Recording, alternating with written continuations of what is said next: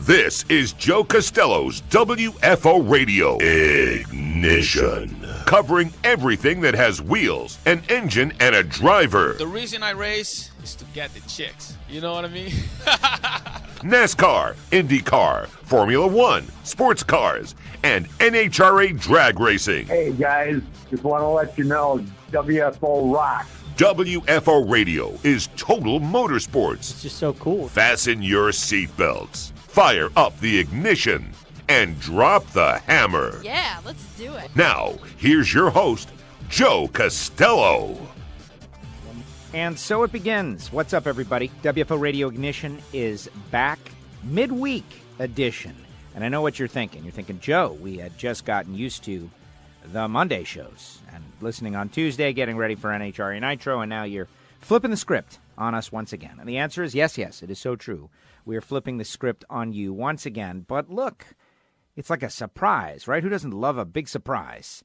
And here's your surprise. You get the show midweek, and now you got something for the end of the week, right? You got something for the end of the week. And this one's a little bit different because the poker guys earlier in the week, they did not come in. They're sick. And it's one of my personal pet peeves. And I'm happy that they have learned over the years. And not blaming anybody, but I'm a big believer. You know, people talk about like sick leave and taking days and all that stuff. I think it is a great advantage. Like, people like to guilt each other into coming to work sick. Like, oh, you're going to take a day off? What, are you weak? What, are you frail, sick person? You need to come to work and wants to tough it out. And I'm against that. I'm against it because that's the spreading of germs. And inevitably, the germs will be spread to everyone. You know, I'm so tough. You know, Giovanni in Miami is not here. He may check in via Skype at some point. Coming up on the show. But he's like that type, you know, like I'm so, you know, such a strong person that I never get sick until they get sick. And it's like, oh, I don't remember that. Well, bottom line is, poker guys, they weren't quite banned from the WFO studios, but they did know that it was a good idea if they were so sick. We're talking about our great friend Big Dave Lemon to not come in, and he didn't, and I thank him, and I appreciate it. This is me showing my appreciation in kind of a negative way. But that pushed back the Ignition show to midweek. I was even considering pushing it back another day, but no. Now is the time, and I will tell you why. We've got a lot of stuff going on here in the WFO radio studios. Now, I want to get into several things. You know, the Chili Bowl in the rearview mirror, the Rolex 24 out the windshield. We've got all kinds of stuff going on. NHRA testing is coming up next week. It's my big birthday week, as well as Giovanni's and others. Kathy Fisher, and many others. Just so much going on. Today is the day. Now is the time. This is the time.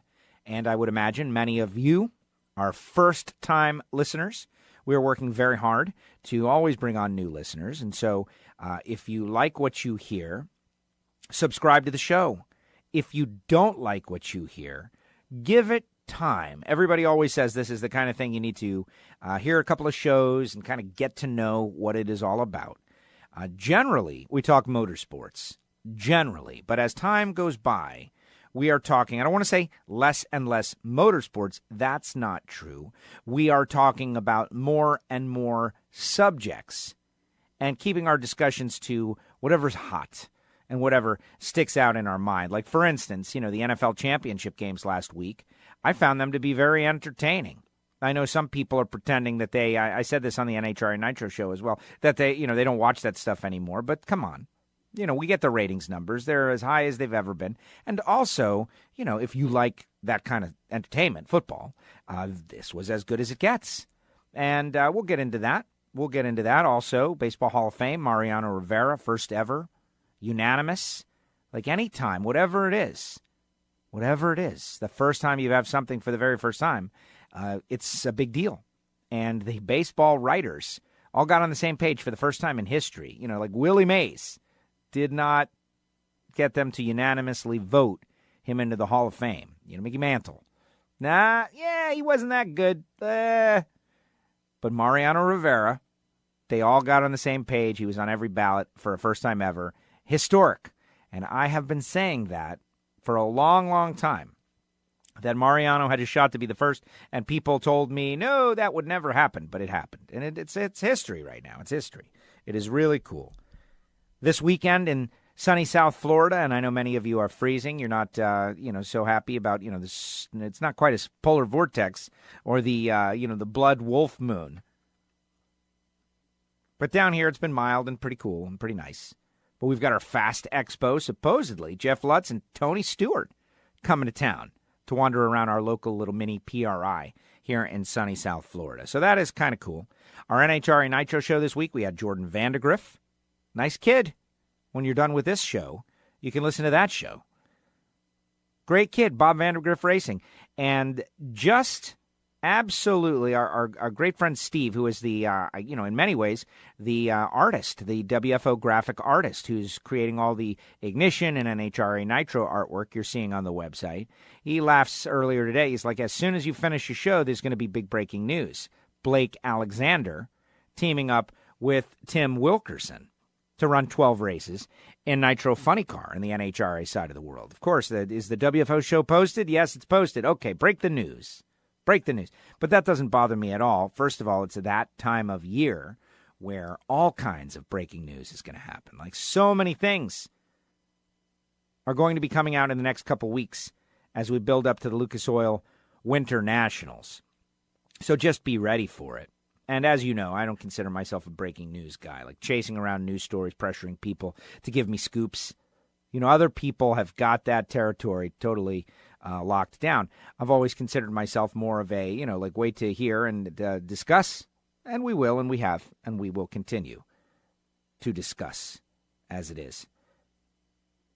IndyCar, that big announcement, was that before or after our show last week? I don't know. In fact, it's just all coming back to me now. It's all coming back to me now. Last week was a from the hotel room over Skype show while I was in Johnson City, Tennessee, now that I recall. And those shows are always a little bit different because, rapid fire across the stories, and some things are lost in the translation. And that was one of them, that NTT is now the title sponsor of IndyCar. And I'm jealous. First of all, I don't even know what NTT is. Let's be honest. What is it? It's a technology company, and that's why I'm jealous. Maybe it's not. I'm not jelly.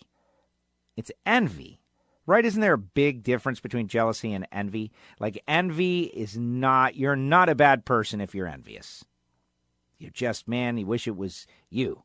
And jealousy, you're an evil person. You're a bad human being. Jealousy, what are you talking about? This is where I would normally demand Giovanni in Miami bring up the definitions. But he's not here. So we're not going to do that.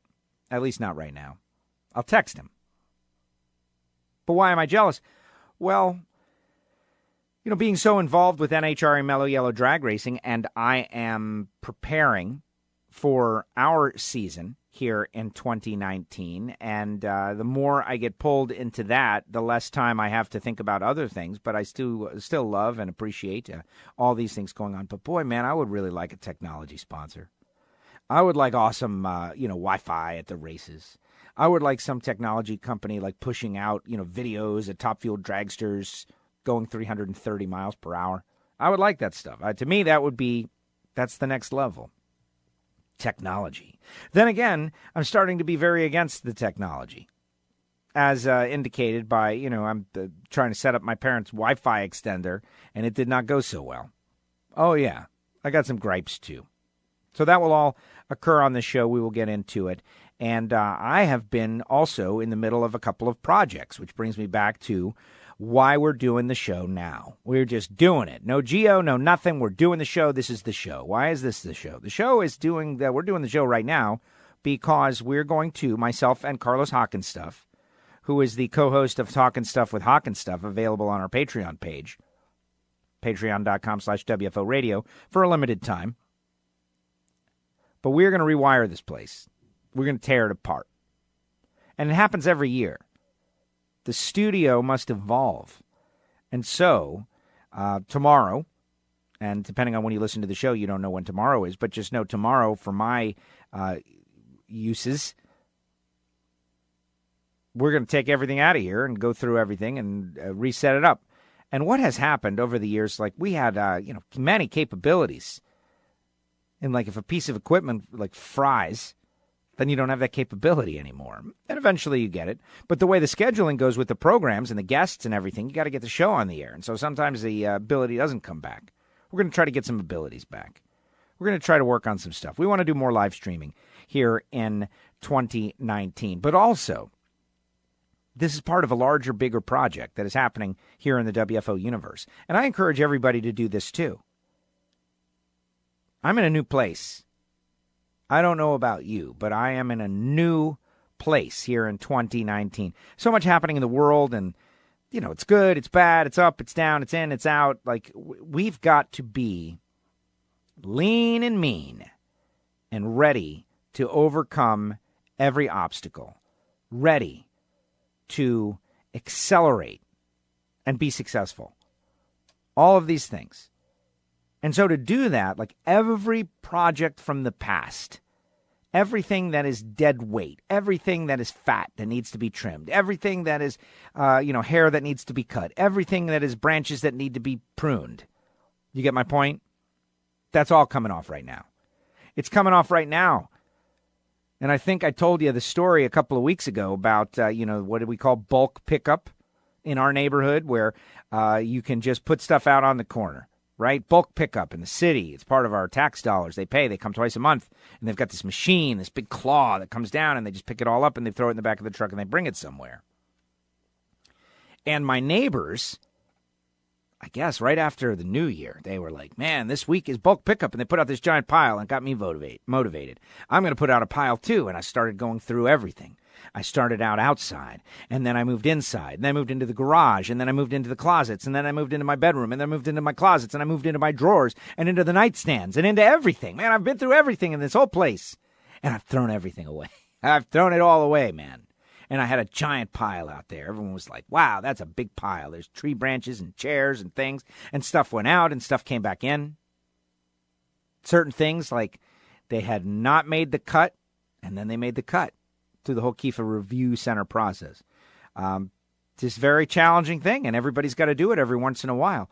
Having acquired so much stuff over the years. But now it's all gone, man.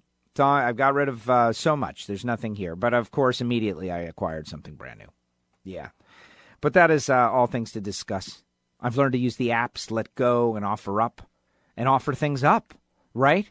The speaker set that I was scammed into purchasing in the parking lot of the Home Depot back in the year like 2000 that has been sitting in my closet since then, right? This surround sound 7.1.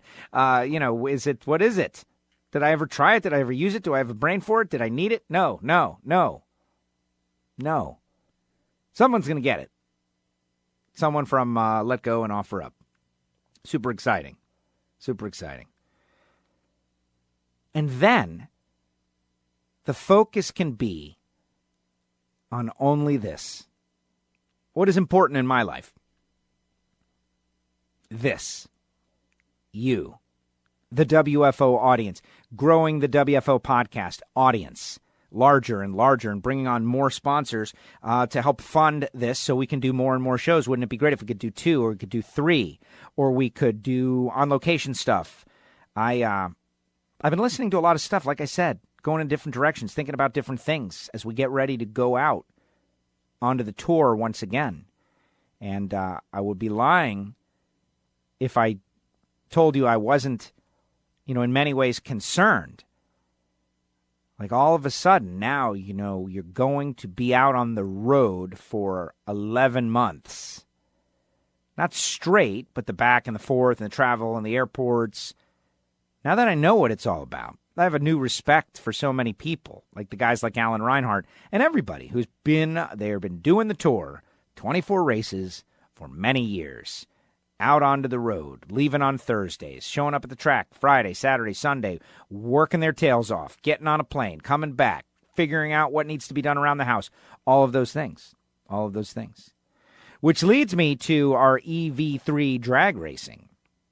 Yeah, I got an announcement that I'm going to make real soon, maybe even on this show, maybe even moments from now, about EV3 drag racing. And all of you past champions, the Andy Cranes and the Dan Elephant Racers, and I've been promising for a long time, like we are going to do a race of champions. We're going to do the big thing at champions. And if it doesn't happen, you're not going to be mad, right? Right. Now, there's more to the story, as with everything. But right now, I want to make sure that you guys know that this show has great sponsors. And, I've been advocating for podcast and podcasting for a long time. But also, I feel that, sometimes I think I'm doing it wrong. And I have all kinds of reasons and excuses. But like with our commercial breaks, we take breaks for our great sponsors who fund the show. We need to fund the show. Guys like motorsportsguys.com, Terry McMillan. He puts together a mail order business. He supports WFO Radio. Hopefully you guys, when you need Amelie motor oil or parts or pieces, you go to motorsportsguys.com and you keep him in business because he's keeping us in business. Folks like Hangstifer's, Metalworking Lubricants. I know for a fact we've got some listeners out there who work in some factories like manufacturing, and they listen to the show. And they went and they're talking with Hangstifers, trying to bring Hangstifers into their factories, into the manufacturing biz. Why? Because they support the show. Guys like Scott Palmer with CatSpotLitter.com and Magic Try, they support the show. And how can I consistently tell you about them and make sure that you know that this is not some impersonal sponsor that I'm pitching, that these people are literally making it possible? Frank Hawley's Drag Racing School, the Dragster Adventure. Frank and Lana Hawley, been with us for so long. Hopefully, I've broken through, and you want to do it. And it's just a matter of, can we do it? If you've got a kid and he's in high school and he needs a car, and it's like, does Reggie get a car this year, or does Dad go on the Dragster Adventure? I get it. But over the years, this is an experience that you're really going to like. This is really something great for you, the Dragster Adventure at FrankHawley.com. And one day you will. Marvin Rodak, RodaksCoffeeandGrills.com. Is it more expensive than the crappy coffee you buy in the grocery store that's vacuum packed and you could throw it and break a window? Yes. But is it so much better and a much better experience and a much more positive addition to your life, going through the process? I can tell you that going through the process of grinding up some coffee, grinding it, putting it in the grind, and going through that process, I feel like a little bit of a chemist, like I'm making something. My day is better. It's a process. But the hot sauce and the spice rub and everything good, RodaksCoffeeandGrills.com. These people make our shows possible. Technically, these are all NHRA Nitro sponsors. And samtech.edu, the School of Automotive Machinists and Technology. Brian Massengill has become a friend. That family, there's the word, it's not even envy. It's admire. Think of what they do, how they get to touch the lives. And yeah, it's a business, of course. It's a business. But the people that go through that business, samtech.edu, they come out for the better on the other side. And then they go into the world and they go and they help. They help everything. They help us. They help racing. They help the economy. The School of Automotive Machinists and Technology, samtech.edu. We've even got some, audible.com/WFO Nitro. HusseyPerformance.net, David Allen. It's a very specific sponsor. You got to be building, you got to be an engine builder. You've got to buy copper head gaskets. Hopefully racing teams that are listening. And, they got their connection. Everyone's got their personal preference, and getting someone to break their personal preference, right? It's really challenging. What do they say on the men's product aisle? That most of the men's product aisle relationships, by men, are made in the first year or two. And if you get Gillette blades, you're always going to get Gillette blades because that's just your thing, and you just always get the same thing. See me, I'm actually very, I'm doing something different on that. Things like deodorants and whatnot. Like I'm trying all kinds of stuff. Oh, let me try this one. Ooh, Axe. Let's see if the ladies really come flocking. No, they don't. Okay, is it me or is it the Axe? Just wondering. But it's the same with engines and engine builders. They get comfortable, and when I'm telling them, hey, there's world champions that use these copper head gaskets for a reason. You need to try them, and one of the reasons to try them, to break them away from the guy that maybe is doing an okay job because, it's just a copper gasket, right? Wrong. David Allen and the team at HusseyPerformance.net, best in the business, on the world champion car, Sean Bellemere. And they do many of the teams out there. These are the people that support WFO radio and make it all possible. BigFishTools.com, Alton, a big drag racing fan. He does a lot of the websites out there for Coletta. He's helping out with JR and Sean on their podcast. People have been on the show, like Racer Supply Store years ago. Just so many people. Drag Racing Edge magazine. And why do I say this and do this? Well, I've been listening to more podcasts, and some people that are considered the standard in podcasts. Like, for instance, when Joe Rogan had Elon Musk, that was the first time I heard the Joe Rogan podcast. And it was just this guy just talking, man. That's it. There's no effects. There's no breaks. It's just an in-depth conversation with somebody where he is working to try, to pry out interesting moments. And I say to myself when I heard that and I listened, I was like, that's what I'm doing, man. That's me. That's what I do. I just, I'm taking breaks and I'm talking to drag racers, but this is it. This is it. And even today, listening to Mike Tyson. Listen to Mike Tyson on Joe Rogan podcast. And I'm thinking to myself, this guy, first of all, great respect. And anyone that's bringing people to podcast where I make my living, great respect. This guy does 20 minutes of spots before he even says anything, man. Like, these audience is cool with this? Like, really? I do like 3 minutes before NHRA Nitro, and I feel bad about it. We take breaks, and, I need to run to the bathroom. Not to mention the show isn't all put together in one big linear thing. All these drivers are not queued up, folks. You know that. But on this show, we've been doing less and less, but the sponsors, they need their time. And it's a new style audience. And so I'm wondering, I'm thinking, experimenting, like maybe we're doing it wrong. WFO radio. I was a radio host for a long time, and I loved it. I loved battling with the callers. In podcast, you don't have people that hate you. It's really the difference. The people that hate you just unsubscribe, and they never listen to you again. And if they do, they're crazy. In podcast, everybody has got to find you interesting. If something is interesting, this guy's okay, I'm going to invite him into my life again and again. Whereas the public airwaves, first of all, people feel ownership to them. This is my tax dollars going to these radio waves. I own it. It's in my car. It's mine. And what are you doing on here? What are you talking about? Why are you talking about this? I don't agree with you. Get off of here. I'm calling you. I'm calling you now to tell you how bad you are, how much we hate you. That's radio. And it's great because you get a good host on there, like the guy that I started working out with, Neil Rogers, back in the day in Miami, when I was doing talk radio. The battling and fighting with and against the callers, and some would be agreeable, and some would be disagreeable, and some would be agreeable and make a disagreeable point, and back and forth. Like, there's the entertainment, the conflict that comes between the host and the caller.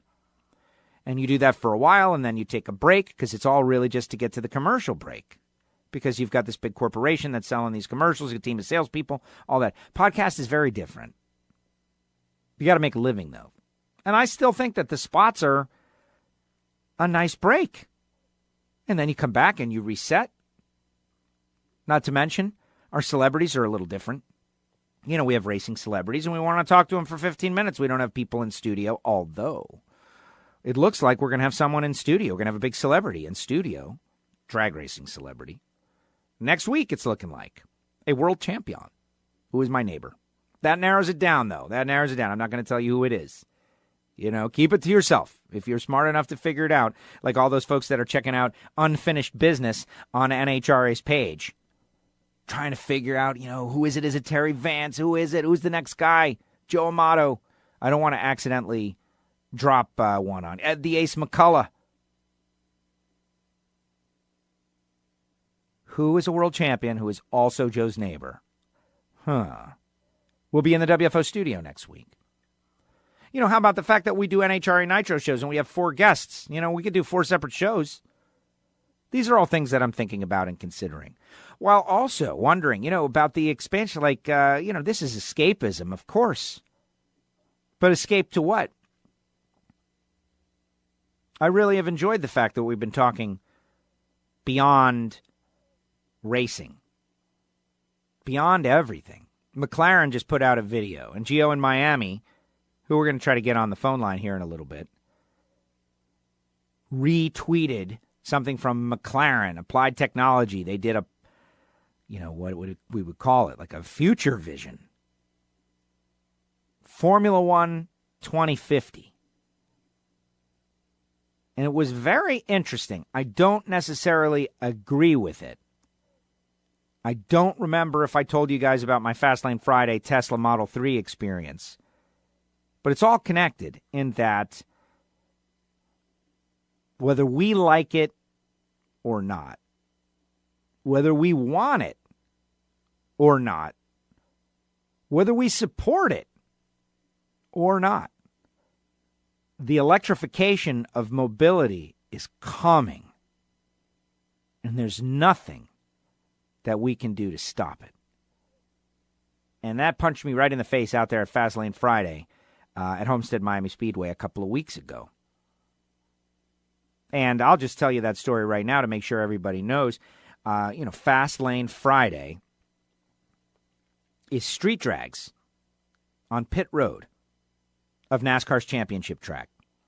And I'm the track announcer, myself and Carlos Hockenstuff, who Hockenstuff does the gig when I can't do the gig. And there's a whole secondary story to that, but that is not important for anybody to know. But the great news is that when I am available, then I get to go do it because it's Carlos Hockenstuff. Very proud of myself for orchestrating that. But that is a different story for a different day.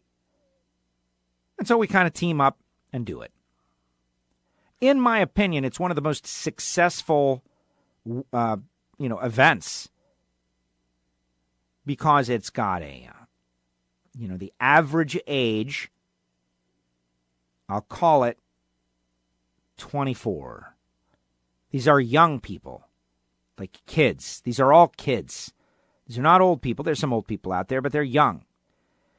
And they all queue up in their cars, and sure, it's Mustangs and Challengers and all of that, Camaros, Porsches, Ferraris, Lamborghinis. I've seen Rolls-Royce, so many different things. But on this given day, there was a Tesla Model 3. And it was being driven by a girl. And she was drag racing her Tesla Model 3, which, to my knowledge, is the cheap Tesla. That's the crappy one. It's like cheap Tesla. And everybody wants it. But there's only a couple, and Elon Musk, they're not able to make enough. And is that, is the company going to fail? All of these things. The Model 3. And, Bob Lutz from General Motors, they don't know what they're doing. They don't know how they're doing. How about this? I've never ridden in a Tesla. I have never sat in a Tesla. I have looked inside a Tesla, and I don't get it. I don't understand. It's a different language to me. I know it's a car, yeah, okay, but I'm against the way they have got everything laid out. It just doesn't seem like it would be a driver's car. That's all. But I'm not against it. But this is like new language. This is the first time I have felt this way about things like this. Normally, I'm pretty adaptable. Like new technology. All right, I'm going to adapt it. And this Tesla, I'm looking inside, and I'm like, dude, what is this? There's like a big iPad in the middle, and like everything runs through the iPad, and that's it. Like there's a wheel, and there's nothing else. Just this iPad. You want to change the radio station, you're like swiping through screens, swiping right, and there's Tinder, and then you do this thing, and then you do another thing, and then you swipe up, and then you do this and that. And I'm thinking, like, you drive while doing this? The answer is yes. You drive while doing this.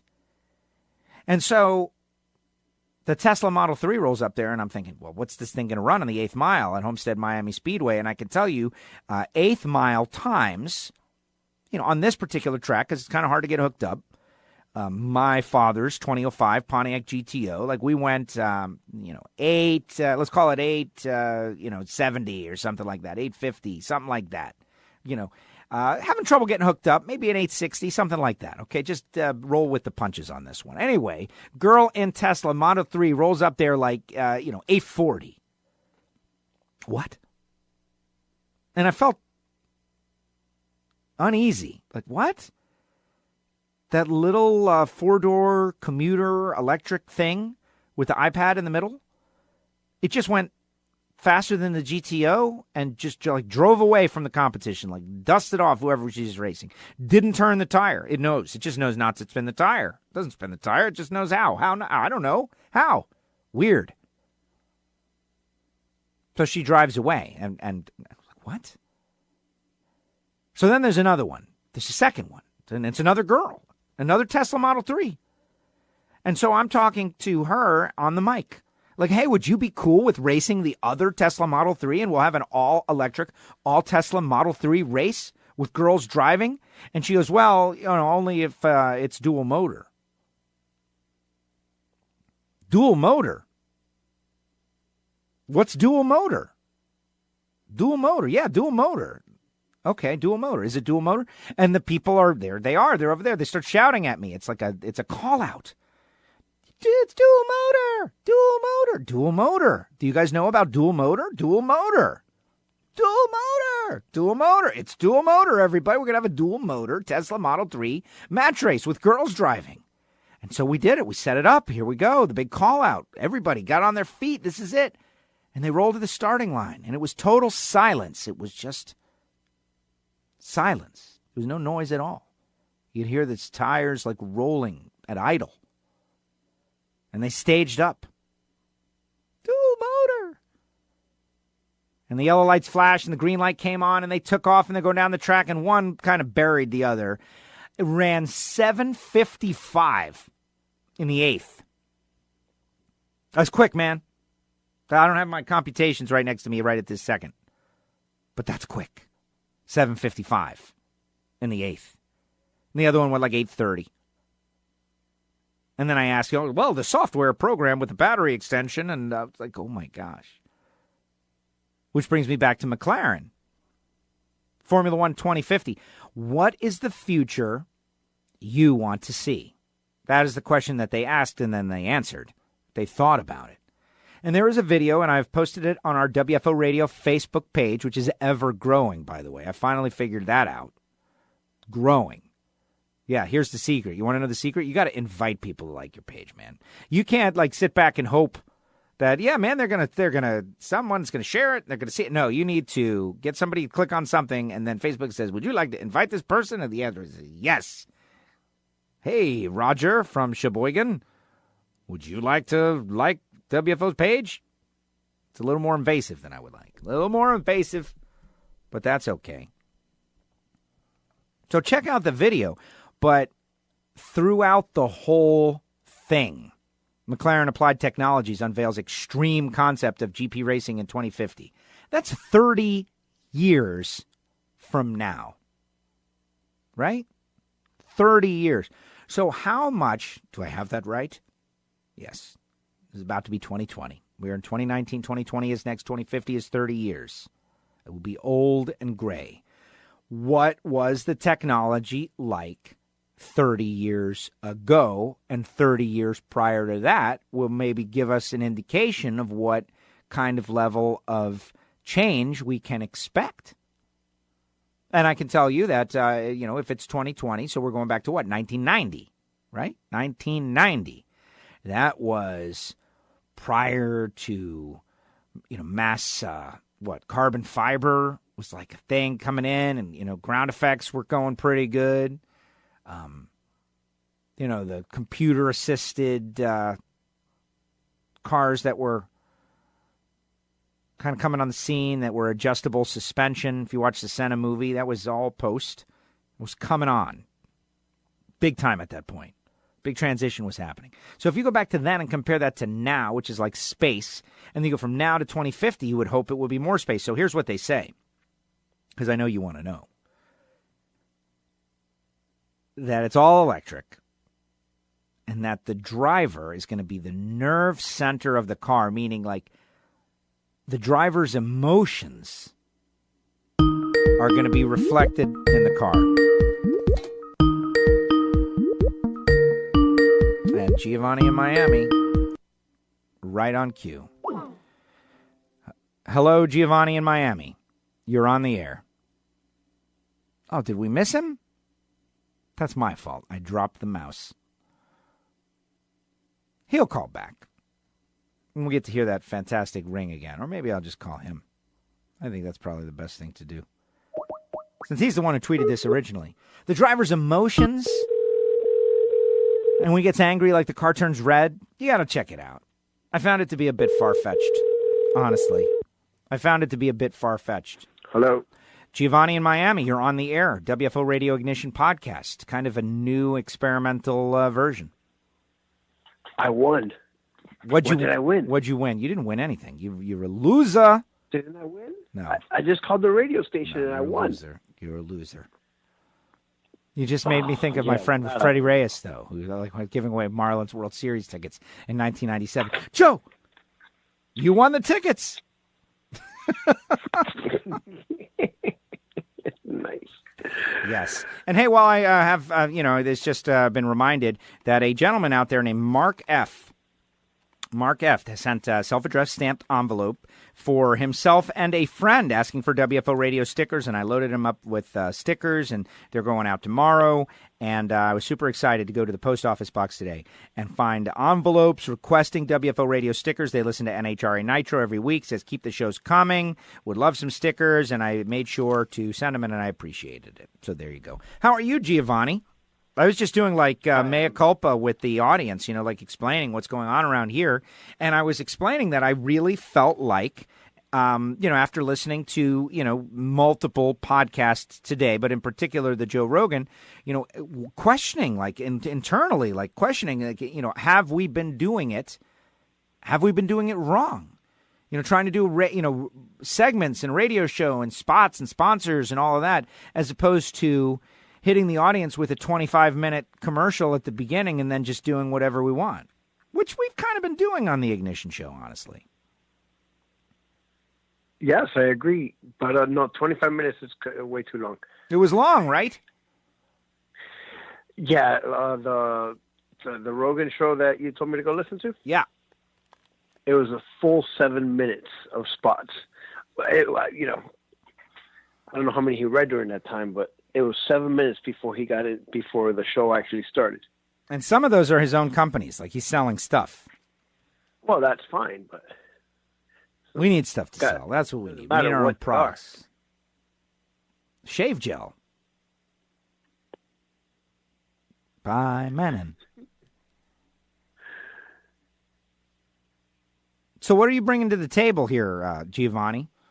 Like you've what's on the wheel of topics? Well, I was just explaining the McLaren 2050 Vision video, and I tied it together. Oh, you saw that? Yeah, I tied it together with my Fastlane Friday experience, where the two girls were racing the dual motor Teslas, and that whether we like it or not, this whole motorsport thing that we love so much is going to change drastically over the next few years, and it's happening right now as we speak. And, we have the Rolex 24 this weekend. We've got a lot going on as we get ready for the season. But really, my focus is getting ready for the season. And I explained to the audience that the Big Dave Lemon is sick, Poker Action Line. He's been banned from the studio for carrying the germs, that the show did not go off on Monday. Instead, it's going off now, but why not wait till later on in the week to do it, or have you be here? And the answer is because Hawkins stuff is coming tomorrow, and we're going to tear the studio all apart, and we're going to do some rewiring and cleaning and adjusting and improving. I informed the audience that I've thrown away everything in my life that is not tied down or of a certain usage, and that, if you got to prune back the tree if it's going to grow, and that the sole focus of life beginning in a week or so is going to be listen to you. NHRA Mellow Yellow Drag Racing and doing this show and improving the Ignition show. Is going to be the sole focus of life, and also putting together the tax report for the tax man. Sole focus. And I think I was going pretty good, and then you called and ruined it. It's okay. Oh, all right. I'm out. I summoned you, man. I summoned you. Because there are some things that we can definitely get into. The Rolex this weekend. Chili Bowl, I gotta say, I was not available for the Chili Bowl and was not all in on it. But I know that Kyle Larson had a great battle, and Chris Bell won his third consecutive Chili Bowl Nationals, which is great. He's obviously a fantastic talent. Kind of got me excited for the start of the NASCAR season. I'm starting to get some, emails in my email box. But then I attacked the people who claim to not be watching the NFL, and I'm a skeptic, especially after the 2 overtime games. And but I did not go in depth on it. And there is no, nobody's watching. If you saw the ratings, nobody's watching at all. What are the ratings? What were they? Like second best in who knows how many years. Nobody's watching, man. Nobody's watching. Everybody has given that up. Man. Nobody does that anymore. It's like Yogi Berra. Nobody goes there anymore. The place is too crowded. Mariano Rivera, the first unanimous. I took a shot at you because I remember telling you several times that Mariano Rivera had a great shot to become the first unanimous, and you told me, no way, and it happened. Source of pride for me. Well, we're all happy that it happened. That finally, I'm not even going to get into it. The ridiculousness of certain writers that taking a stance, unprincipled, doing ridiculous stuff. Come on, do you really think that along the whole history of baseball, this is the first person that deserves to be unanimous? Well, absolutely not, but you're trying to control 400 people, and they're all independent, sentient human beings. To get 400 people, right? It's like 435 is the number. What's the number? Do you have the number off the top? 425? So we're talking about over 400 people, getting them to be unanimous on anything over the years. Willie Mays was the guy that I threw out there, but, there have been many. Dude, come on, man. Ted Williams, Mickey Mantle. Right. Well, we could all list great baseball players, but the fact is this was the first one, and I saw it coming. Just that for many years, there was that whole stance of Babe Ruth wasn't unanimous, so nobody else should be. Kind of, there was that line, and then there was a whole different stand that hold hardliners taking ridiculous stance. That was really it. It wasn't that. It was a lot of people just would not vote just that. Their thought was that nobody they would never vote guys on the first ballot. But whatever it was, yeah. It was a real thing. I mean, it was a real thing. It happened every year for the entire history of the sport until now. So what And now I believe that we will likely see more of it. Well, I'm not going to say every year we're going to see it, but we might see it again next year. It'll be interesting. Who's that? The captain? Yeah, the captain comes through next year. They're not going to give it to the captain, guaranteed. I mean, I would be stunned. There's a lot of haters of Derek Jeter, man. There's a lot of haters. Mariano didn't have a lot of haters. Wasn't. I don't want to say political. Political's not the word, but Derek is with the women and the early on career stuff. There were a lot of people that just were. I started the show talking about the difference between jealousy and envy.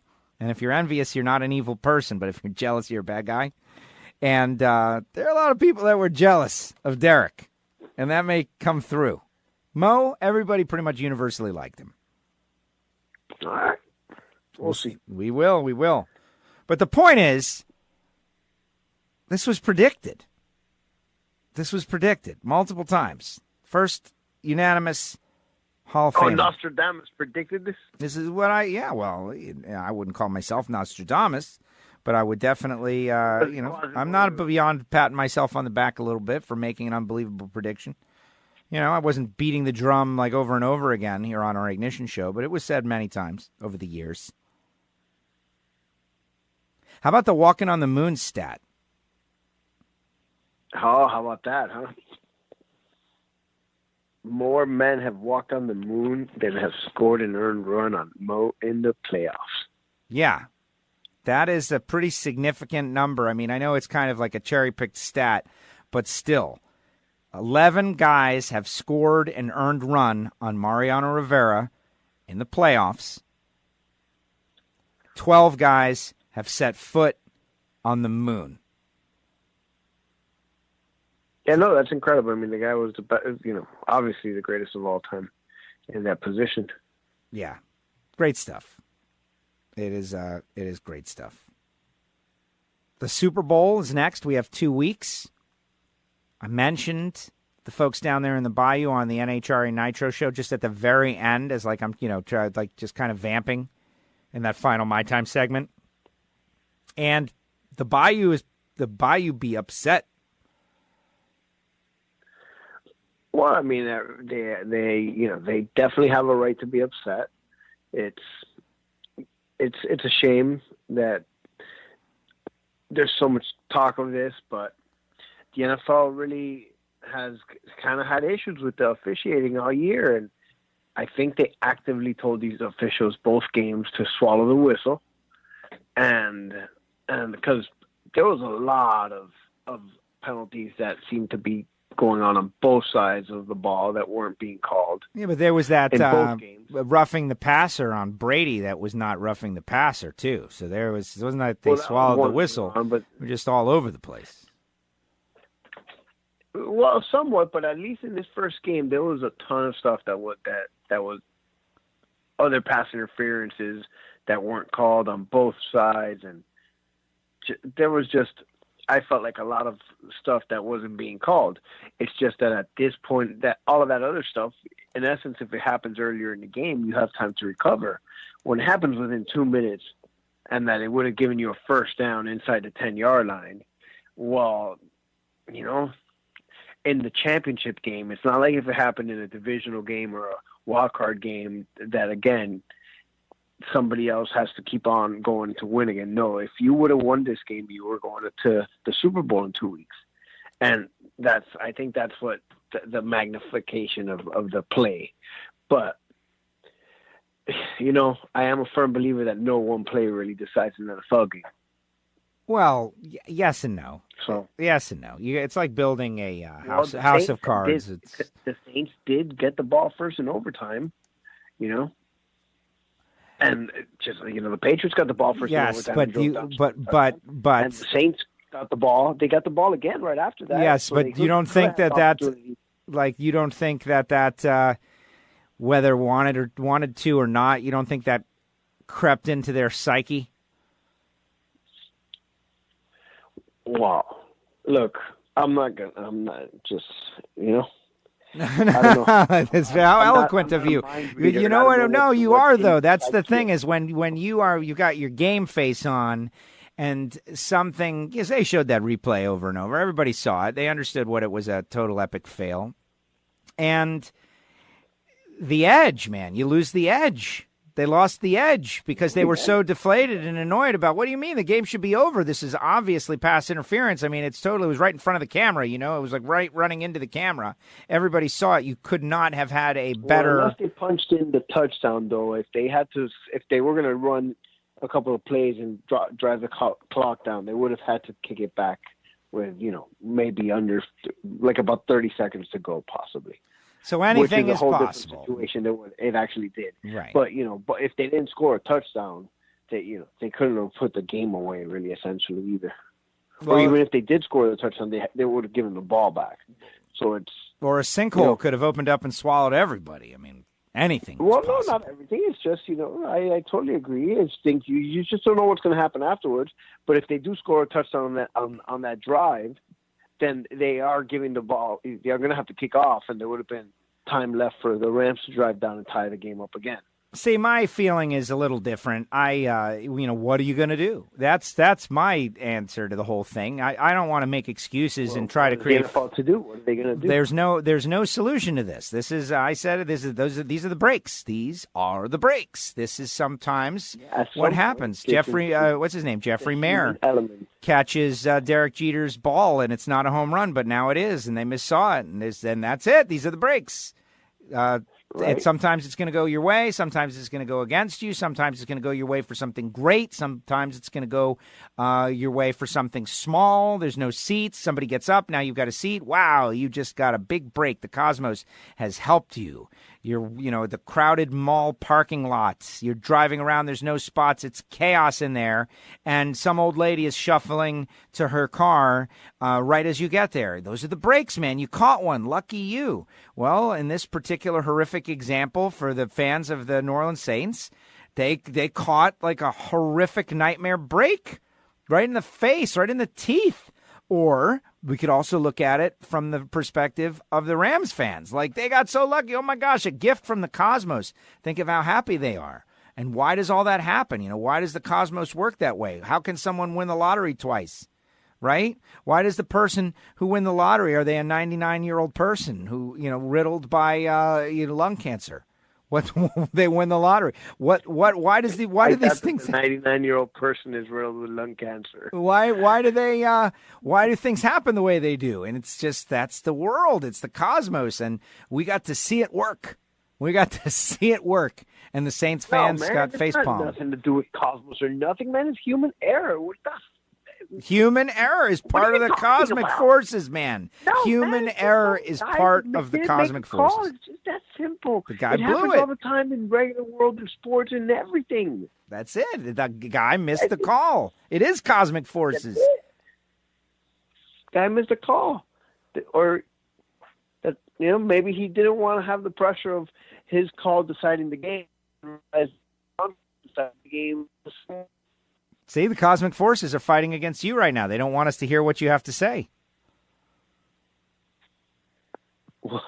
You can't hear me? Your phone started to break up just as you said that. It was the cosmic forces fighting against you. Well, there you go. I find it hard to believe that referee, watched the play, saw the pass interference, said to himself, that's pass interference, but this is a really big moment. I don't want to throw a flag in a big moment because it's going to be, they're going to be yelling at me. In a split second. I don't think that at all. It's not. But I definitely think that he might have gone, it was bang, bang from where he was standing. Didn't really move to get any closer or any different angle.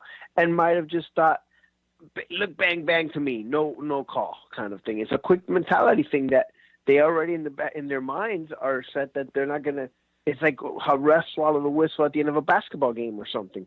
They don't want to make the call that's going to decide the game.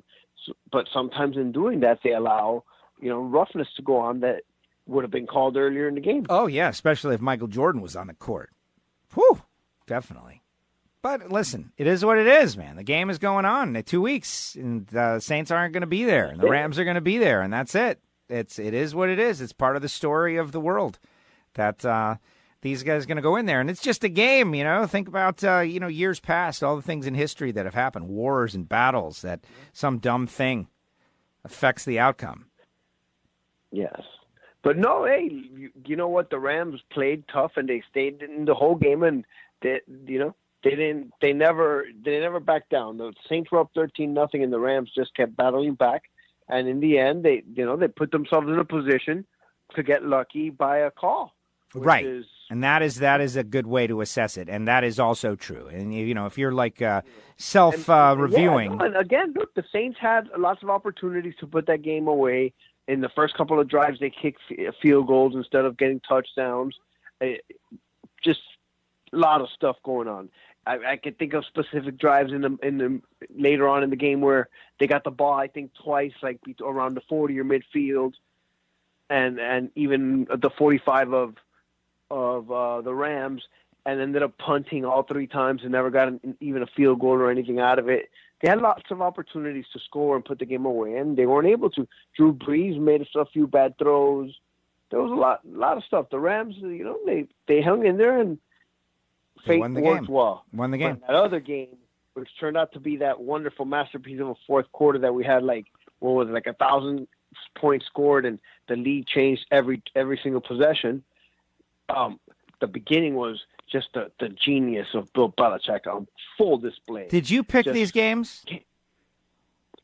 Did I pick these games? No, I thought I had said that I wanted New Orleans to win, but I thought you made picks on the show I was on, and it took me a while to figure out that I was in Tennessee. Let me see if I have the written. Yeah, I want to know your record. You know what I mean? Like, you're under the gun, too. Like, the teams are not the only ones. And also, there is a tie-in. NASCAR, as Adam Stern is reporting, that NASCAR is working on some sort of gambling connection to allow teams to have gambling sponsors, at very least at the tracks that are in states where gambling is legal, which is kind of interesting. But also, there's some discussion about maybe there will be a sport-wide take, meaning like the revenue, somehow generating revenue. Like it's kind of interesting. Like they provide maybe the data, to the gamblers or the gambling establishment at a small fee, and they give them all that loop data or whatever it is, all the the insider information from all that stuff that they have for like in the equivalent of that BAM information from baseball. BAM. Yeah, BAM. Right. BAM. Yep. I think you have to say it like that. I was just stalling for you to get your picks, man. Did it work? No, I can't find the Ignition notebook. I think I left it over there. Oh, you must have lost. No, well, look, we have another week to talk about it. Next week we will. I will. Here we are. I've got it. I've got it. I definitely thought that New England would win. That's where. But the Saints cost me. I had the Saints. If you want to discuss, like what I had on my personal, situation here where we play for like tokens and drinks. Well, the Saints hurt me really bad. Okay. But I'm more concerned with if you made a pick for the WFO audience, if you hurt them really bad. And ended up broken even with the Patriots in the night game. But the Saints slaughtered me. I have the notebook, and I'm looking at the notebook, and I got to tell you, see it anywhere? No, I just can't make heads or tails out of anything on this notebook. Like I don't know what one word is. Oh, that's because I write in geoglyphics so that people don't understand what I'm writing. Home teams have won by week, really made diff. Something only light nussy. They took it to the after first quarter. Got that. 9 picks, New England +3, New Orleans -3. Okay, well, there you go. You see? There it is. So that's a win and a loss. There it is. There you go. There it is. Full accountability over here. There it is. What's the difference? What's the difference between jealousy and envy? There's malice in jealousy. Oh, all right. There you go. Yeah, like jealous to me, jealousy has a negative connotation. It's like you don't like if you don't want the person to have that. Whereas envious is, I have no problem with what you have. I'd like to have that too. Right. That's how I perceive it as well. That's how I view it. That there's malice in jealousy. Well, here we go. Envy versus jealousy. The main difference between envy and jealousy is that envy is the emotion of coveting what someone else has, while jealousy is the emotion related to the fear that someone will have. What? That something you have will be taken away by someone else? I don't know if that's true. No, that's what I got. Let's go to Webster. That's the first one that comes up on the Google. No, I can see that in terms, that would be like, are you jealous of your spouse or your significant special person? But that's not. Oh, there's a whole bunch of like articles about it. This is a big thing. I've like worms. There's everywhere. These worms are everywhere. I've opened a can. Something about coveting and etc. One begins to see what a muddle of questions. The neighbors' cans and jealous of cans. So forth. Definitely. So I was telling the audience about my EV3 drag racing experience today, going back and sending out the winners' packages and all. And I was getting ready to make a big announcement, but lawsuits and stuff? Well, I don't want to. I don't want to. Please, can get the Better Business Bureau on me. But the bottom line is, I feel that we will be making an announcement about the final season of WFO EV3 drag racing sometime soon. And so what I'm going to do is put out the call to the WFO Radio season champions that there is a good chance that I will be announcing that a certain season number will be the final season. You know, like which one is it going to be? We're in season 111 right now. When will be the final season? Right, I see. Right? And I can tell you I have requested that 112 be the final season, just for people that are interested, which will be the next week, not this week current, but next week, the following week that begins, I guess, on Sunday night or Monday night next week. I've requested that be the final season and take that off the deck. And so we can focus solely on creating quality content here on the Ignition Show and focusing on NHRA Mellow Yellow drag racing instead of creating packages and emailing back and forth 100 times with people who have had great success. You know, they've won and they deserved it. It's just it would have been a better thing, you know, if we had personal assistants around here to do the busy work. It would have been better. But I think it was, if we did 110 weeks of WFO EV3 drag racing. Woo! That's over two years worth. And Chris, who's the guy who put it all together, great guy, man. Like, I hope people, continue to play. And who knows how many listeners we gained from kids who play, but it's just a great challenge. It's a great challenge. And it's just part of the trimming down. Also, the order went in today. You don't understand. I have accomplished so much on this given one day. I was up 5 a.m. Why? No idea. Just up. And I went immediately to work. Placed the order for the placard of the Championship Fantasy League trophy. At 5 o'clock in the morning? Today. It's kind of more of a story about how I got a lot done. And I woke up at 5 o'clock in the morning. And I immediately called. I was there. I was waiting at the door for them with my drawing of what it should look like. No, I got a lot done today, period. I got up at 5 o'clock in the morning, period.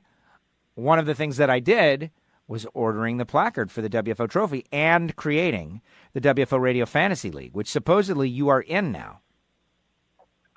What do you mean supposedly you haven't gone to look? Well, no, because I have a second thought that I wanted to run by you and the audience. I wanted to run something by you now that you're in there. Okay. Which is this. Like, I think that maybe this league, like you and I, Gio and I, first of all, WFO Radio has got the most difficult and challenging fantasy league on the planet. And our great champion, Los Chincones, won it last year.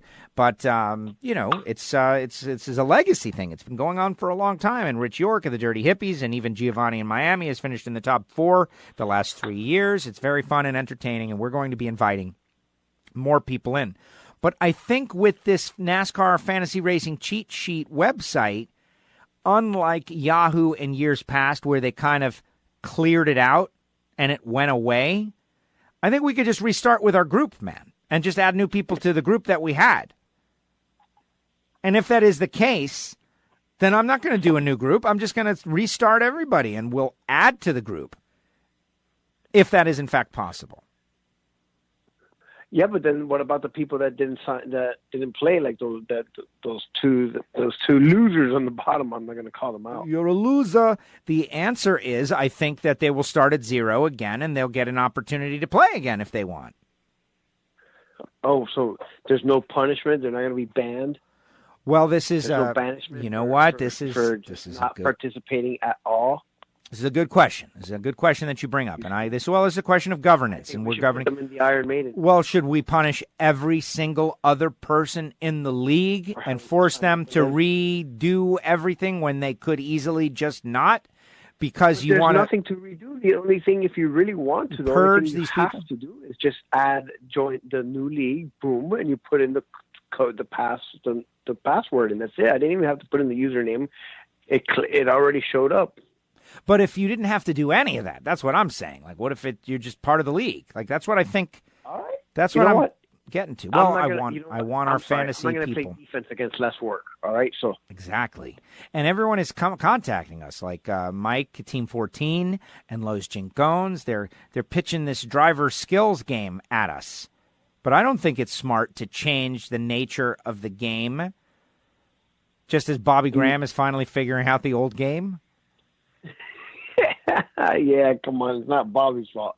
But yes, I agree. I don't want to change the game either. Those guys, though, they If they say wanna- that there's stage points, and you're rooting for your guy to win the If they wanna stage. do something else on the side or in another. I think you can even just with you can join your same team into other stuff. So if they want to open something else with that, for some personal stuff, there are a few people, but I don't think that league wide we need to do that. That could be something else that if Lowe wants to run commissioner on something like that, maybe we'll sign up to the private league he makes for the special rules. Team 14, Mike, and others who have expressed interest in the those Drivers' guys, you know what Championship. it is? I can tell they have way too much time on their hands. I don't have that much time to be messing around with fantasy worlds, all right? I deal in realities over here. Yes. Oh, we know. We know how busy a man you are. It's something that's a common thread in the program every single week. Common thread. Right. Common thread. Yes. Yes, yes. Well, anyway, so that is all brewing. I feel like everyone has like 17 jobs. We're talking about this, I think, earlier than last year, which is good. We're getting ahead of it. So if you want to be a part of the WFO Radio Fantasy League, soon. Let me see. No, the Rolex 24 has not even happened yet. It's happening this weekend. 24 days. Right. Typically, we're doing it the 2 weeks before the Daytona 500. All right. Well, look at that. We're ahead. We're on the plus side of that. We're ahead. That's the whole point of everything I've been doing. Absolutely. Putting out the big pile in front of my house. There'll still be a significant amount of time.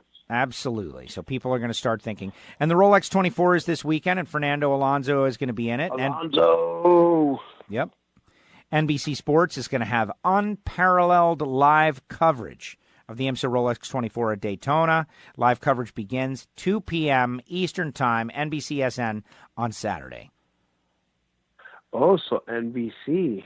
Yep. Dale Earnhardt Jr. headlines a team of 17 total commentators spanning NBC Sports, IMSA, NASCAR, and IndyCar teams. Double duty. NBC Sports IMSA analyst A.J. Allmendinger and Townsend Bell will participate and serve as race analyst. Coverage begins Thursday, 2 p.m. Eastern, with the countdown to the 2019 IMSA 50th anniversary season. You know who else is going to be in the race? Alex Zanardi. Wow. Yep. And I don't know if you saw that video of them doing the driver swap, but man, you know, you see a guy like Alex Zanardi go out there, lose his legs. Obviously, it's disappointing, but I don't want to say it didn't stop him at all. It slowed him down a little bit, but he's doing the same stuff. It's really inspiring. It's unbelievable, actually. It really is. I mean, there's just the desire and the inspiration that is, I'm sure. Oh yeah, it's amazing, and he's like hopping over there. He's got no legs, and he goes hopping over there, and hops in the car, and it's amazing. So he'll be in the race. Elio is going to be in the race. Montoya, Alexander Rossi, they'll all be in the race.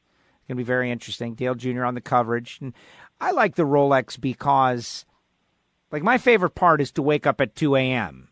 When you have the restless night's sleep. Like, if the Rolex 24 was today, I would not have gotten a whole bunch done because I would have just flipped on the TV and watched instead of getting out and driving myself over to the trophy shop at 5 a.m. Well, but that's why they do it from Saturday to Sunday. It's because the trophy shop is not open. Absolutely. Right. No, it makes perfect sense. Perfect sense. But the unofficial start to the, major racing series season, I guess the Chili Bowl is the start. But then, Rolex 24, and right after that, NHRA Mellow Yellow Drag Racing. We have got a big test out there in Arizona. The test is not open to the public for the first time in several years, many years, dating back to West Palm Beach. Yeah, negative. Interesting. That'll be beginning, I believe, next Wednesday. Okay. Well, when's the 30th of January? It's on a Thursday. Yeah. On a Wednesday, you're correct. So on a Wednesday. Yeah. You should know when that day is. Yeah, it's Wednesday. No, I got a doctor's appointment. I made an 8:15 a.m. doctor's appointment for my birthday to go get my. Oh, that's genius. That's perfect. To go get my present. Yeah, you're gonna get checked out. Exactly. The you know, oh, you're 46, huh? Okay, well, here we go. Get after it. Just make sure his hands aren't on both of your shoulders. I have a beautiful female doctor. Thank you very much. Her name is Ruth. Well, the same thing applies. Yeah, well, yeah, so true, so true. But yes, the big test starts next week. It will be streamed on CompetitionPlus.com. One of our great, media partners, CompetitionPlus.com, Bobby Bennett, doing a great job. We'll be out there streaming it. I will be watching it from, sunny South Florida. And but then it's, a couple weeks later, off to Pomona for the start of the season. And we've got the Lucas Oil Winter Nationals. Just like that, we are off and running. In Daytona 500 and just so many things. And then we'll be rolling. And I was explaining to the audience, I was telling these folks, I was saying, hey, folks, it's on my mind, man, being out there and making sure, like, getting everything ready, like getting ready to go out and tackle the 2019 NHRA season. It's occupying my mind. Well, it should be. You're about to, vacation. Playtime's over. Time to go to work now. It's true. It's true. That's why I want to get everything done, man. I want to get everything done. That's why I sold that car. I'm so excited. I got rid of the G6. And I don't know if that even made it to the air or not, that I had acquired a car, but then it has been since sold, and it is great. I have, just been able to, knock down all kinds of different things that were in the way and get ready. But you know what I've been wondering, though, Gio? I've been thinking about something, and I want to know if you've... What have you been wondering? Well, I just wondered, seriously, who was it who decided to put the I and the O next to each other on the mobile device keyboard? And why doesn't the phone know that I want to use the letter I instead of the word O? If I was going to write, I love, something, right? Like, I love lamp, say. And I accidentally type, oh, love lamp. How come it doesn't know to use I and change it for me? But when I want to write some bizarre anything, it changes my words all the time to something totally wrong. Yeah, mine changes my word to duck all the time. Duck, right. Perfect Duck. Example. When was the last time I ever told somebody to go duck you? Right, duck you. Quack. No, it's an interesting situation. I mean, technically it's still foul language, but... Duck? Well, it doesn't know, but I mean, there's 100 things that it just doesn't know. It doesn't know it's like, oh, you want to do this? Try for a proper name or something. Oh, you want to do that? No, man, that's not it at all. Where did you come up with that nonsense? But if I say, I want, and I accidentally, knife. Yeah, I want the knife. I want the knife. You see there's going to be a new Ghostbusters movie? I did. I'm against all these reboots and remakes. This is not a reboot. This is not a reboot. It's a sequel. It's not a reboot. This is the real guys, man. Aykroyd's going to be in it. The real guys? The real guys. Dead. Bill Murray. The only guy that's dead is Harold Ramis. Everybody else is alive. And so is the guy who wrote the movies. The kid, his kid. He'd be dead too. No, man. This is a real Ghostbusters next movie. It's not a reboot with the girls. All right. Well, I will, as soon as I see more, I will. You're so against everything right off the bat. That's your initial reaction. Of course I am. Yeah. Sad. It's a sad Not thing. everything, but against, stuff like that. Why do we need another Ghostbusters? What was wrong with the first ones? It's not that there was something wrong with it. It's that we want to see these guys again. We want to see more. What was terrible was the all-girl reboot. That was a reboot. That's the difference. Reboot was the girls one that I still haven't seen it. Oh, what do you got against girls? You know, I don't know.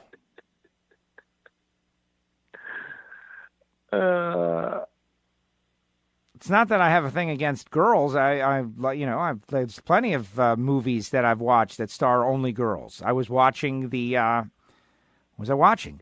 The Spy Who Dumped Me with Mila Kunis and one of the Saturday Night Live girls. And I was thinking, this is okay. This is a chick movie. And I was enjoying the heck out of it. But not Ghostbusters. I don't need to see that. Ghostbusters. I don't even know what you're talking about. I seen the Bad Moms movie. That one was pretty funny. Bad Moms. It's a very similar deal. Mila Kunis running around being Mila Kunis, and whatever she's doing, it's interesting because she's very attractive and cool. Oh, that girl's gorgeous. Yeah. So whatever it is, what do you care? Apparently, she was dating this guy. He's a spy. He dumped her. He comes in. He gets killed. They have to go on a mission. Whatever. Doesn't even matter. It's Mila Kunis. Yeah, Ivan Reitman's kid, I think. Yeah, obviously. Yeah. I believe his name is Jason or something. Well, I don't know that. And if that is in fact true, then you have got a psychological problem. How do you know that? Of all these things, right? You know nothing except, oh, yeah, Jason Reitman. Yeah, right. How's that in there? We need to look this up. Yeah, exactly. The kid who's, doing the Ghostbusters reboot. I am finding all kinds of, stories. I guess Leslie Jones from Saturday Night Live is very unhappy about the upcoming sequel for various reasons. And we know what the reasons are because everybody hated the reboot with the girls. No offense, girls. No offense. It's just Ghostbusters is religion to a lot of people. That was a big movie back in the day. So what did you think of Mike Tyson with Joe Rogan? Did you listen to it? I didn't get to hear it all. I heard only about the first, 30 or 40 minutes. I discovered that, not discovered, but I guess I learned that Mike Tyson has never drank coffee in his life. Never drank coffee in his life. He went right to the hard stuff. He never experienced the greatness of a Rodax Coffee and Grills.com coffee. Yeah. That's pretty interesting. And he got himself a couple of tigers. Yeah. The stories from back in the day were very interesting. Yeah. Yes. And psychedelic drugs and the toad. Stuff, legal drugs and stuff like that. Lots of drug talk. Yeah, that was part of it. But what I got out of it, though, Who was the guy that had to leave? I have no idea. At the beginning? No clue. Oh, okay. Some comedian. But I do think that, Mike Tyson, whatever was the thing when you, rhetorically, were, 13 to 24 is the coolest thing ever. Does that make sense? That Mike Tyson was the coolest thing ever when we were growing up in our teenage years? Well, Joe Rogan was absolutely freaking out about the guy. Dude, Mike Tyson was the baddest man in the world when we were growing up. I understand, but see, to me, Mike Tyson was like Dale Earnhardt was the baddest man in the world. Big Daddy Don Garlitz was the baddest man in the world. No, I don't mean like that. I mean literally, he was the heavyweight champion of the world. Oh, I know about the heavyweight champion. I remember. The baddest man in the world, But just because you're saying your voice like this doesn't, I get it. I remember. I wasn't a Tyson guy, man. I didn't. People were afraid before they even got in the ring with this guy. I remember. I experienced it all. Yeah, no, I was a Muhammad Ali guy, though, man. I liked Ali. I remember Mike Tyson was, but he was our version, I guess. Ali, we weren't alive when. But you're making my point. Right? That's my point. You skipped over my point, which is our. Everybody thinks whatever it is the greatest thing ever. When we, you're 15 years old and you got to. I remember my friends oh my God, this guy, he's the greatest thing that's ever happened, Mike Tyson. And, he did have a cool persona. I liked hearing the fact that he, the confidence was I also just think that, implanted he was in scary him. Bad, too. You were, Not just, I think Ali would have tore him up. Well, doesn't matter. But that Michael Spinks fight was like 10 seconds long. I remember that one. That was brutal. Look, it's like he fetal positioned. He fetal positioned immediately. But anyway, I think it's worth letting. It was like immediate fetal position in the middle of the ring. But no, that was it was a blast from the past a little bit, just to go and relive and experience that part of the life growing up. Yeah, no, I've seen a few interviews by Mike, and he's really, really good. At the end, he talks about that he's got a podcast called Hot Boxing, and that he had Dale Earnhardt Jr. on it. Wow, look at that. And he was talking about how it was very interesting how it came back to NASCAR, which enables me to make the transition so easily, that, what a wonderful person. Then they started talking about Dale Jr. and what a the impression, what a wonderful person he was, so nice and wonderful and just super nice and friendly that they almost didn't believe it. Like, how could a person be so nice? And that's the impression that is given off on a regular basis. He's a nice guy. Nice. So you're going to go see your boy Tony Stewart this weekend? I informed the audience that our Fast Expo local version of PRI, Jeff Lutz and Tony Stewart are going to be here. No Erica Enders this year, which is disappointing to me. I had kind of gotten used to seeing Erica down here, and everybody knows I think Erica is a great driver. But Tony Stewart, you're going to have an opportunity to in a very casual setting. Yeah, should I load my backpack up with all the die-casts? Whoa. What a thought now. I got a bunch of Tony Stewart stuff. I got that weird thing what's that called? It's like a picture and you move it and it changes from one picture to the other. Know what I mean? Yeah, I know exactly what you mean, but I don't know what they're called. That is a great question. What are those things called? Like some kind of 3D changing visual. You used to get them in the bottom of staring at the dots to see the picture. No, it's a different thing than that. You get it in the bottom of a Slurpee or something, and you look at it, and it's Dan Marino's picture one way, but then if you move it a little bit, it's a number 13. It's like two views, and you flip it back and forth, and you see it. Hologram. It's like a kind of. It's been around for a long time, since I was a kid. Anyway, I got this big Tony Stewart one, man, and it's a really cool Tony Stewart collectible. I think you gave that to me when you were downsizing at some point in the past. And I've acquired it. I've got this Tony Stewart. He's all skinny, right? And, I've got those pictures of me with him when we were both skinny. I've got a lot of pictures of me and Tony when we were skinny, man. I got to get him to sign all of that. Am I going to do that? No. But I think you could dress up in civilian gear and bring all of your Tony Stewart stuff. Yeah, I'm not going to do that. I don't do that.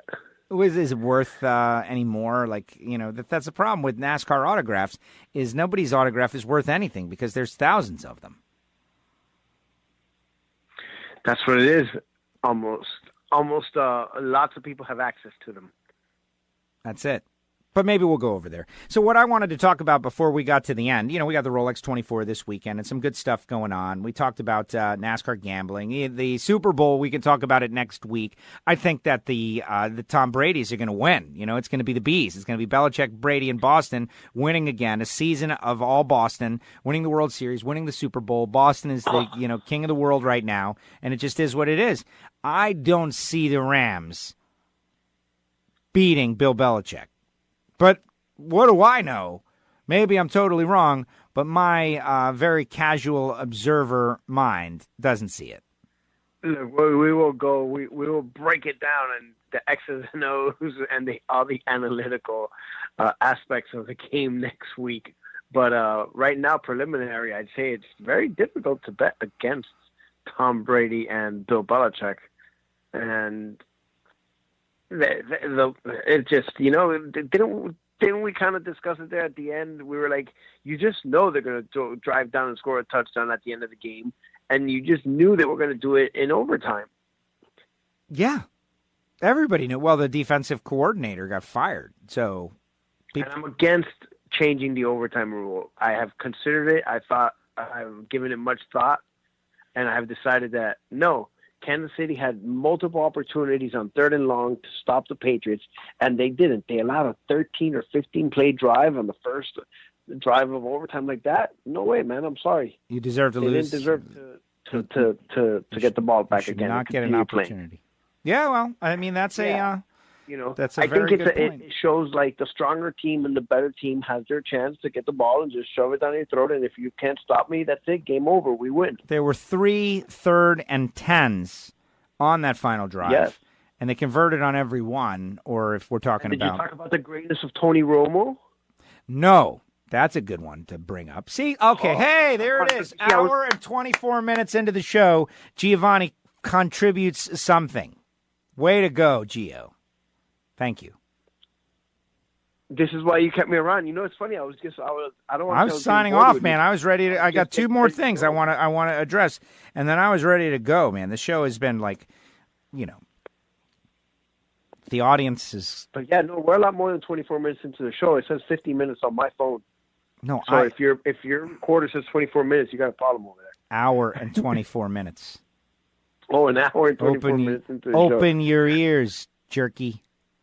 So, yeah, Tony Romo, greatest play-by-play guy ever in the history of the NFL. Howard Cosell, the jockocracy, coming to pass, but in a good way.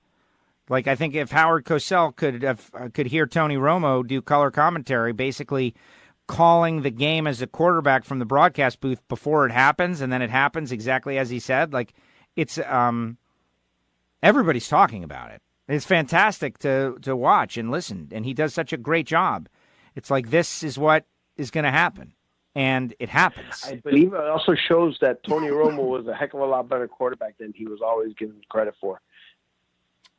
Was he? I don't think he was. I thought he was considered a premier quarterback, and it just didn't work out for him, and he ended up injured a lot.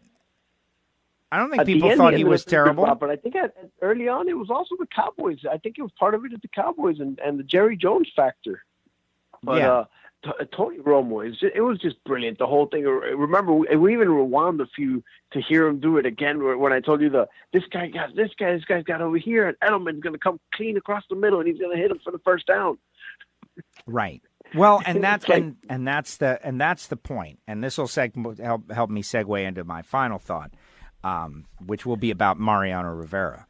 But isn't it interesting how unbelievable talent, whatever we want to call it, like the highest level talent, like the cream rises, like these cliches that people come up with 100 years in a row. The elite, it's so obvious. It's so obvious. There's no doubt. Like a Tom Brady, a Derek Jeter. Tony Romo, as a quarterback, he was great, but as a broadcaster, he's unbelievable. He's changing the way the game is watched. The entertainment value of the game when he's calling it is so much greater than, what is it, wins over replacement? Entertainment over replacement. It's actually wins above replacement, but yes, war. So it's so much more entertaining to watch him call because he's giving you the insight that you can't possibly know. And the Howard Cosell jockocracy comment about, well, in this case, there's no way to appreciate that stuff unless you have the mind that's seeing it in real time like he is. And that I found it to be awesome. Really. And it was great. He kept calling the audibles. He was like, look, when he goes to his head, he's killing the play, and then he's going to circle the running back to change sides, and it's going to be a run to the left. It was like unbelievable. By the way, he's been doing that all year. I believe I've told you from day one. Well, is this his first season or second season in the role? Second season. Well, I remember last year you telling me, like, hey, man, like Romo's really good. And then I was watching a guy and I was like, is this him? Because this guy's really good. And it was him. And it's great stuff. But you know what? It also makes me think about, the defense knows that stuff too. They have practiced the whole, week. They've watched countless hours of film. That's why it's really a bad idea to diminish any professional level anything, because they're putting their whole life into it, what they do. And, the defense knows that Tom Brady's changing the play, and the defense knows probably what if Romo knows it, the defense knows it, and they're trying to do what they can do to stop it, but they can't stop it, even still. It's amazing. No, essentially, it becomes a chess game, although some of these other coaches are playing like Battleship instead of chess. But you say that, though. But you say that, but are they, though, really? I don't think that anybody is playing Battleship. Like, there's nobody out there that's a moron that's just guessing. We saw it. Here we go. I'll give you a perfect example. We saw it in the San Diego and New England game, where San Diego said, this is what we do. This is what we did to get here, and we're going to do it, and we're going to stop you. And instead of adjusting to what it is that New England does, because New England killed them when they lined up in that zone. And they said, no, this is what we do, and that's what I mean by they're playing Battleship. That's not how Bill Belichick plays the game, all right? He went in there, and he said, Tyreek Hill isn't going to do anything. Travis Kelce is not going to do anything. And if anybody is going to beat me, it's going to be Sammy Watkins. And Sammy Watkins had like 4 or 5 catches for like 100 yards, didn't score a touchdown, caught a couple of plays, but Tyreek Hill had 1 catch, big catch, and the tight end had like 2 or 3 catches for 30 yards. Like, they didn't do anything. They had 0 points and 35 yards or so in the first half of the game. It's just I don't know. We've seen it for 20 years because we see him once a year here, and then the Dolphins play over there once a year. And it's just he's always done it. He stops. Well, but you're talking about once again, we're talking about probably the greatest coach of all time, Don Shula notwithstanding, and his perfection. But still, come on, to be fair, as a Dolphin fan, Belichick is unbelievable. With the greatest quarterback of all time. That combination is really tough to beat, just whatever it is, whatever sport we're talking about, the greatest and the greatest together, period, whatever it is, it's really tough to beat. And then, they haven't been able to sustain it with all kinds of different moving parts. And the execution. It's really the whole culture that he brings to that team from top to bottom. So I don't want to diminish other coaches. These guys are the best of their breed. There's football coaches all over the country. Oh, no, look, I'm not going to diminish anybody, but the team that I root for, their coach doesn't have what this guy has. They play, it's a loosey kind of, to use an Alex Rodriguez term, they have this loosey-goosey setup over there where the coach is like a player's coach, and clearly you see what happens when, another guy doing a great job in the booth, by the way, A-Rod. To act the fool, and then you have guys that never show up all year. You have diva wide receivers that are, causing problems. And, then you have some of it has to fall on your quarterback too, because all these years, We're talking about the Pittsburgh Steelers, folks, Gio's team, if you don't know the Pittsburgh Steelers. But that's a lack of discipline is what you're talking about. You're talking about a lack of discipline. And it starts from the coach. Well, of course it starts from the coach. But, people have different styles. And anyway, what are you comparing everybody? And this guy that they're going to poach from the Patriots defense, Coach Flores or whatever his name is, Brian Flores. Yeah. Don't you have a little bit of fear that no one really from the Belichick tree has succeeded? I mean, the most successful coach is the Houston coach. And I wouldn't call him, Do I have fear? The answer is no, man. I do not have fear. I do not have fear because really how much worse can it get than what it has been, number one. Number two, I just continue. I think that's one of these people, you learn. You learn from the people you're around. What I think is that that's an anomaly. That typically in the past that these coaching trees that we talk about, not just coaching but crew chiefing, that when you are around really successful people, your chances of being successful go up. And so if I was going to pick any team to poach a coach from, it would be the Patriots. And so that makes me feel good. Now, is it going to work out? I don't know. But is this guy going to be able to implement things that he's learned while being there and maybe winning the Super Bowl this year? I hope he would do it. And so I'm not scared. No, absolutely not. I think it's a good thing. Yeah. Final thought. I agree. I know where you stand, I'm out. and you're probably right. All right, well, you're going to miss my discussion about witnessing Mariano Rivera from 5 feet away. Oh, we witnessed him many times. Right there, within a few feet of us at Joe Robbie Stadium. Not many times, man. See, like right there, that's a very, like, who does that a lot? Like, just amps up something with a little bit of a lie many times. No, it happened once. We were at the bullpen at Joe Robbie Stadium. But we saw him in from action 5 more feet. times From than that. 5 That's feet. the only time I saw Oh him my in a gosh! game. From 5 feet away. I'm talking about a very specific time, an experience that most people don't get. It wasn't many times. It was one time. And it was at Joe Robbie Stadium in a very unique situation because it was a football field. And it was not. It was one day we were standing right at the bullpen one time. I have the pictures. Looking right down. And that I'm sure that is a fact that you have the pictures.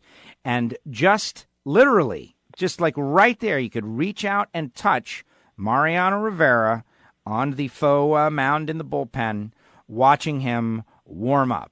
And that is the experience I wanted to just kind of drill down on. And you're like, yeah, a whole bunch of times. No, one time in our lives we got to be within. Really, though, like who else does that kind of thing? Rhetorical.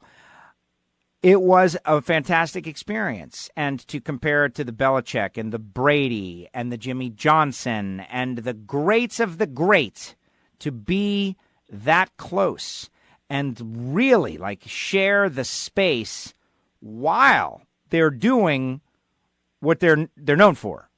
It was really a special thing. When they announced that it was unanimous, that was my immediate thought. Like all the World Series moments and all the greatness and things that have happened that have been fantastic over the years, Mariano Rivera, all the rings, all the championships, all the accolades, the parades. My brain went to that. Like being there, practically breathing the same air while he's doing his thing, warming up, not necessarily in a game. And that was pretty special, man. That was a big deal, if you think about it. It was awesome. And there you have it. WFO this week, everybody. Thank you very much for weighing in on that point there, Giovanni.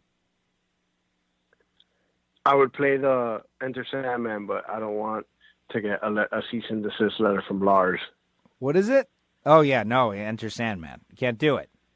You could hum it, but I don't think we want to do that to the audience.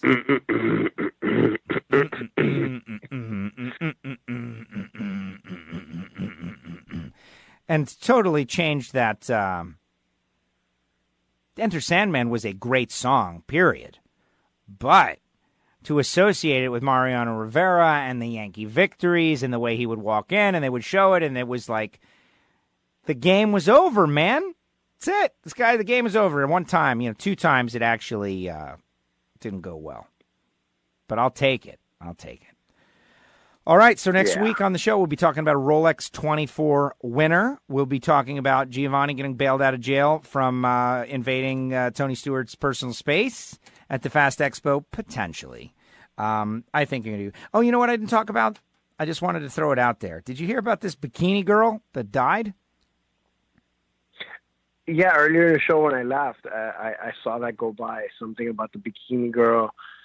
Bikini climber. First of all, bikini hiker, I think is her name. Yes, bikini hiker. Bikini hiker. She's a Asian person, and she had utilized the modern culture to become famous by. She was like an Instagram model, I'm sure. Some sort of social media thing that she would hike and mountain climb in a bikini, and she became very famous, and she fell off a mountain and died. Oh, well, won't be seeing her no more. That's the cliff notes of the story. All right, next week, Rolex 24. It'll be the big birthday celebration of both myself and Giovanni in Miami. He's on Friday. I'm on Wednesday. Did you know, Giovanni, that Kathy Fisher, my co-host on Performance TV that airs on Motor Trend Network Sunday morning? No, I'm just using this opportunity to make sure everybody knows when and where the show is aired. Her birthday's the 21st. 31st. Wow. 31st. Sorry, 31st. Between our two birthdays. So the day in between. Yeah. Isn't that interesting? Another... Very, very interesting. A lot of close relationships at the very similar birthdays. A lot of close relationships. I'm on the 30th. She's on the 31st. You're on the 1st. People that I, work with closely and interact with on the air. Technically, my two co-hosts in the broadcast game, if you will, both have birthdays within 2 days of me. And we're all consecutive. How interesting. What are the odds? My buddy Steve's birthday is the 4th. See? There's something to that, man. It's very interesting. Very interesting. Very interesting. Well, all right, man. I have a geotheory that people born in the same moon have like personalities and tend to cluster. Well, it's very possible. I think this is evidence that goes to it. I think this is evidence. But what about if you're born under the blood wolf moon? Oh, you're screwed. You're just going to howl at the moon all night. Did you see that the moon was struck by a meteorite during the blood wolf moon? I did see all that. I was out there looking at the blood red moon. It took a long time before it finally got reddish and eclipsy. When I first went out there, it was just very white, and the eclipse was just like a little bit of a shadow on the lower portion. Yeah, I gave up on it. Yeah, I know. It's taking too long. Taking too long. Come on, the celestial events are usually underwhelming. This was one. I'll look at the high-quality photographs the next day and get a couple hours. All right, Giovanni, thank you very much. Bye. There he goes, the great Giovanni in Miami, and all you WFO Radio listeners. We greatly appreciate all of you. And you there is this thing called Patreon, and it's very hard to spell, right? Patreon.com. Patreon.com/WFO Radio. And we've been doing additional content on there for the Patreons, people who choose to support the show directly, like kick a couple of bucks our way, throw a couple of coins at the feet. And, Hawk and Stuff, he's trying to develop his own show, Talking Stuff with Hawk and Stuff. We're posting it on there, and I think people hate it. But it's okay. It's something. And you can definitely check it out. There will be an occasional pre-show, a secret after show, all of that stuff. We are going to enjoy the Rolex 24 this weekend. We're really going to get ramped up. Now, Fantasy Racing Cheat Sheet is where our fantasy league is. And if you would like to join the league, I have created a secondary league. But I'm thinking that we're just going to use last year's league. So let's see how it all goes.